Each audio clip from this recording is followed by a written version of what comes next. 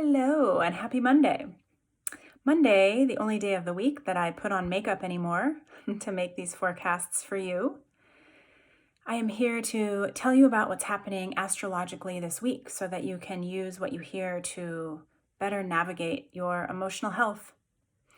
If you're new here, my name is Natha Campanella. I'm a professional astrologer, and I'm talking about the week of April 27th through May 3rd. And deep breath, it should be a quiet week. Thank God, because as we know, the last several months really have been chaotic. And this is not to say that it's all smooth sailing from here, but certainly this week, there's just not that much action going on in the sky. We do start with a Pallas Athena changing signs. Pallas Athena is leaving Capricorn and headed for Aquarius. I always read for Pallas Athena in my readings with my clients. It's an asteroid, and it is about the feminine warrior archetype. So this is where we step back and we take a lay of the land, and we use our wisdom, we use our patience, and we use what we already know to be true because we've seen it, and we use all of those things to move forward into action.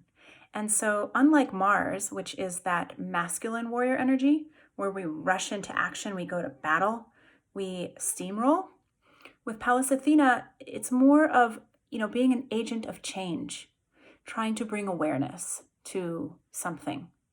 And so the changing of signs is really, especially moving into Aquarius, which is also an agent of change. It's going to mean, hopefully, that things may begin to take on a more humanitarian feel for all of us on a collective level and on a personal level. We are looking to sort of leave the rat race, leave the complications behind, use our innate inner wisdom instead of looking outside and trying to take everything that's on the outside of us and make it into something that makes sense. This is a time, while Pallas Athena is in Aquarius, and it will be in Aquarius for quite some time now, where we want to really, really look at what our internal self has to say and has to think, okay? So we also have Mercury coming into connection with Uranus. Uranus is in the sign of Taurus. And again, Uranus is a change maker, an agent of change, and Mercury has to do with the way that we communicate. So this could look like changing up your news sources, right? This could also mean looking like, maybe there are some ways that you are trying to communicate, but you're not feeling heard. And this is a good day to, kind of look at what you're trying to communicate. Because, here's the thing is we're seeing so much polarity right now. Everybody has an opinion, right? Everybody has facts. We don't really know what facts are actual facts. We just don't. That's the state of social media, the state of the media in general. Anybody can say anything. But if you're trying to change somebody's mind about something, shame, it's not going to work. Shaming somebody into changing is not a solution. Blaming everybody else for all of the problems, also not a solution. Mercury in connection with Uranus says, first of all, what can we let go of? What are our big positions and our big opinions that we just don't have to try to change people's mind about? We can just sort of surrender and accept, hey, this is my opinion. Hey, that's your opinion. Can we all just get along, right? And then there's also a sense of integrating, just being with yourself, sort of integrating this idea of surrender to, what we can control, very, very little. What we can't control, lots. Okay? Taurus, the sun is in Taurus right now. Uranus is in Taurus. It's about coming into contact with your body and looking at our bodies as sort of what we can control, what we can work with and manage and bring health to, as opposed to trying to manage everybody else out there. Okay?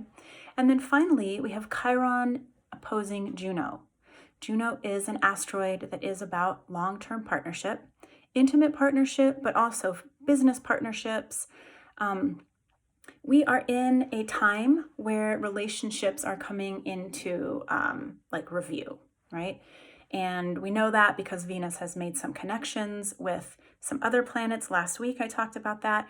We also have Venus going into retrograde in a few weeks in May. And Chiron opposing Juno says, hey, let's get this party started. Let's start looking at how to achieve more balance in your partnerships. Chiron also always brings us that invitation to bring an element of spirituality into our partnerships. And so be on the lookout. Be aware that, if you don't have peace of mind in one of your partnerships, that this is a good time to go inward and figure out, what do I need more of to have more peace of mind, or what do I need less of? And that's it. I told you it was a quiet week. I am teaching a free relationship astrology class. It is this week on Wednesday. If you would like to get registered, you can do that in my bio. Of course, share this video if you have people that might enjoy it. And I'm always open to responding to your private questions in my DMs and responding to your questions and comments that you leave below. All right, have a wonderful week. Talk to you soon.